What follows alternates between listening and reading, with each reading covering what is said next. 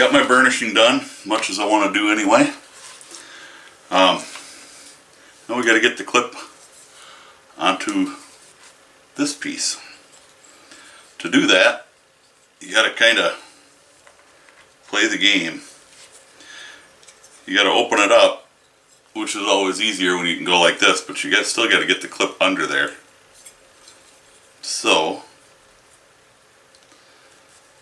you just kind of got to sneak it in one way or another. And you don't want to move it around any more than you have to once it's in there. And you have to line up the hole.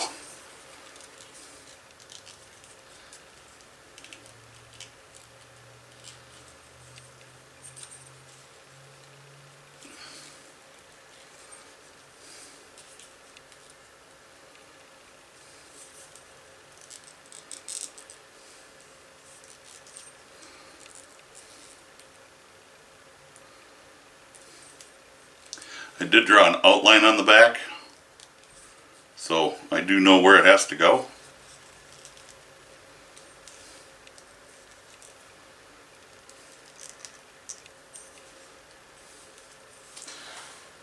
And there we go. Now we just have to put a rivet in. And I just used the rapid rivets on this. I've never ever had one come loose, so we'll just set that on.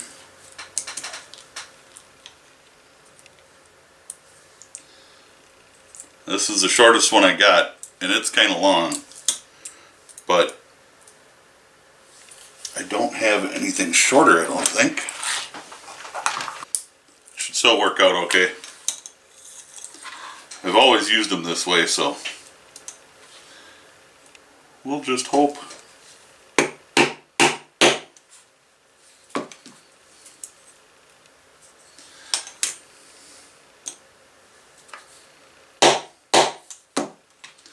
You just kind of get it tightened up down there, just enough so it doesn't move. And there we go. Now you can either glue it on or not, it doesn't matter. All my holes are punched, so I'm going to opt not to even bother with the glue.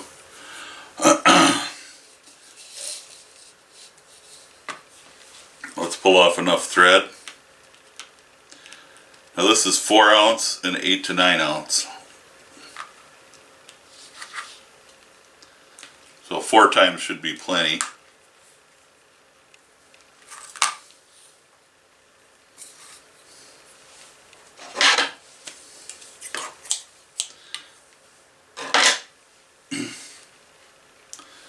I'd always rather give myself just a little bit extra anyway.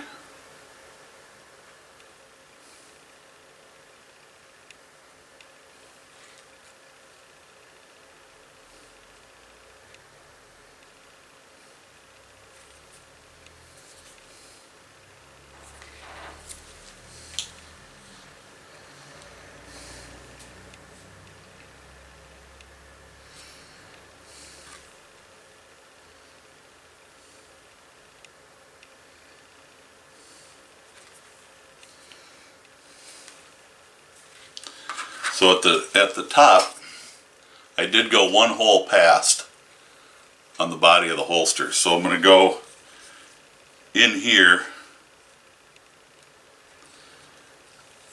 and then we'll go in the 2nd hole on the holster.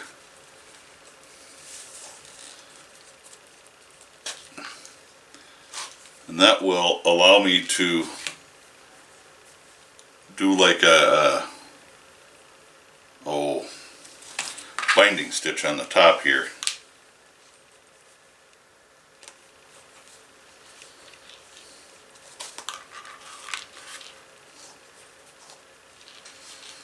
And I always like to do that just because it gives a little extra to hold on to. And it gives me 2 pieces of thread going over that instead of just 1. Which just makes it a little bit stronger. When I get to the end, I'm going to go over the top with with it, and then I'll come back a couple of stitches, and that'll be melted off on the inside, and we'll be good. And then I'll cut you back, and we'll get her glued together. This being a cobbler's hammer, we'll use this side because I need to get around this clip. But I need to pound those threads down a little bit because it just kind of sets everything. I just did one side, and I just did this side, and hopefully you can see how that comes out there. And that's not so bad. Looks pretty good. So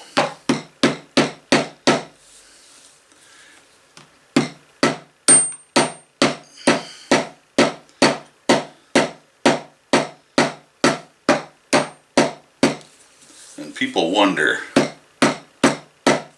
why some of these hammers are built the way they are. There's a different kind of hammer. It's a what do they call it? A French hammer, something like that, where it actually it comes differently yet, and it's pretty cool. It's a pretty cool looking hammer.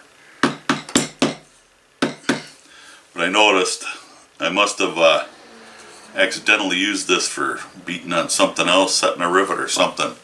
Had a couple little dings in the face, so I'm going to have to do a little work on this and kind of tweak it a little bit.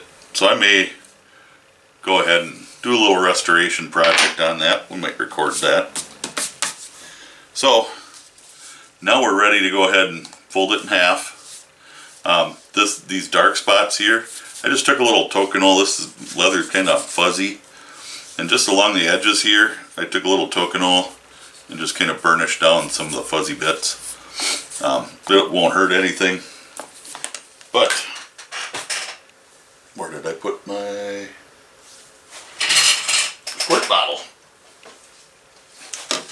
In order to fold this, I'm going to wet down the center on the front and the back, and then fold it over, and then we'll apply some glue. Let's kind of wet that down a little. Shouldn't take much.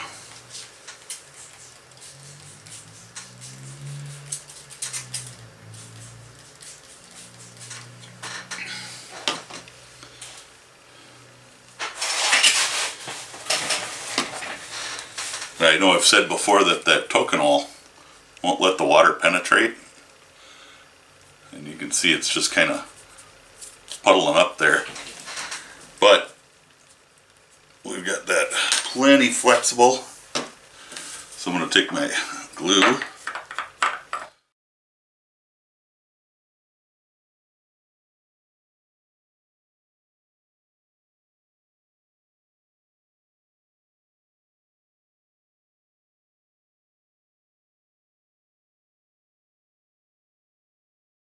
I've been checking out another YouTube channel lately. It's Bedo's Leatherworks, and he's a cobbler. But I'm going to tell you something. As a leather worker, you can pick up things from some of the strangest places. And I'll tell you what, I picked up some pointers that I wouldn't normally have thought I would have gotten from a cobbler. But leatherwork is leatherwork. You know, leather is leather. So it might be different kinds of leather, but leather is leather. And he does some bags too. You know, he repairs bags, men's and women's shoes, sandals, stuff like that. And believe it or not, I've picked up a lot of interesting, helpful little tidbits. So let's call this a shout out. He's got way more subscribers than I do. And check him out. He's out of Falls Church, Virginia? Something like that? North Carolina maybe? I don't know. Something like that. And I happened on his channel one day as I was looking for something. I don't even remember what I was looking for when I came across him. But I find him to be interesting. He's funny. And I picked up some pretty good pointers for some various different things that apply to leatherwork in general. So I'm going to encourage you to go check him out. If nothing else, just because he makes me laugh.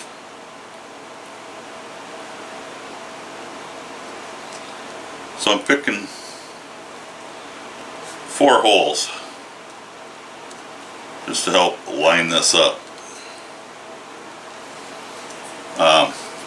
Top and the bottom. The top and the bottom here. And over here. So I'm gotta give this a couple more minutes to dry before we put it together. Alright, we're pretty good now. So I'm just gonna slowly start pushing this together. I want to keep my needles as straight as possible, especially the inside ones. We're just gonna kind of go together with it. And it should come together about perfect.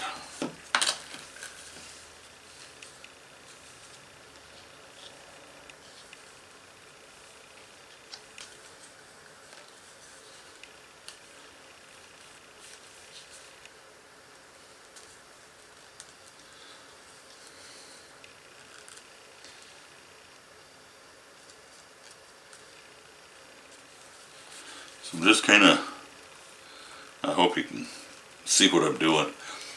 I really have to figure out my camera situation a little bit better, but I think we're doing pretty good here.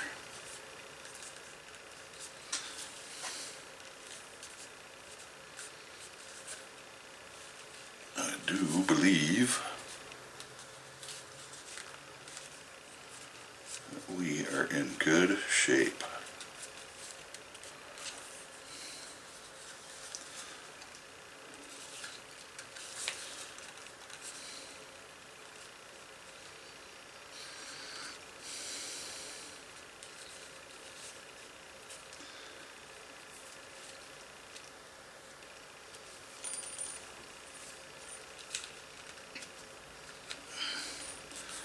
And looking at this right now, I don't like the way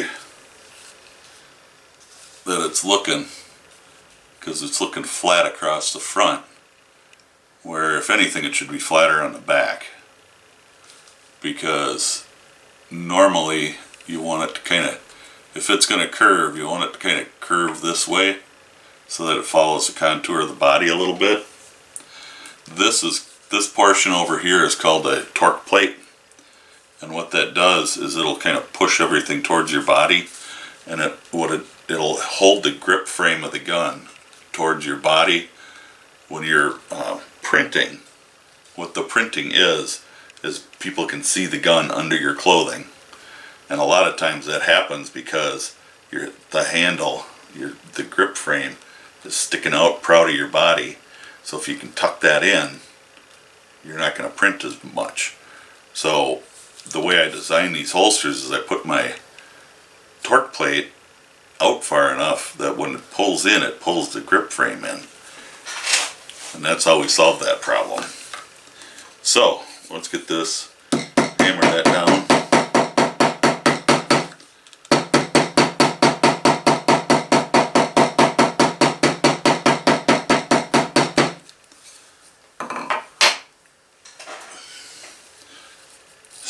Speaking of Bedo's Leatherworks, he calls that hammer time when he's doing shoes, which is kind of funny.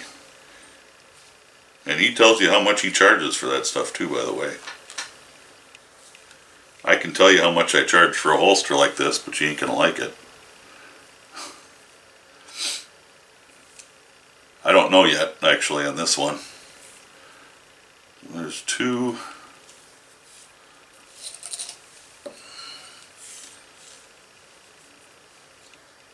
4, and it's 2 layers, 8 to 9, so I'm going to go 6. I did get a couple ideas from Bedo's Leatherworks, which I don't know where he gets Bedo's from, by the way. It's not his name.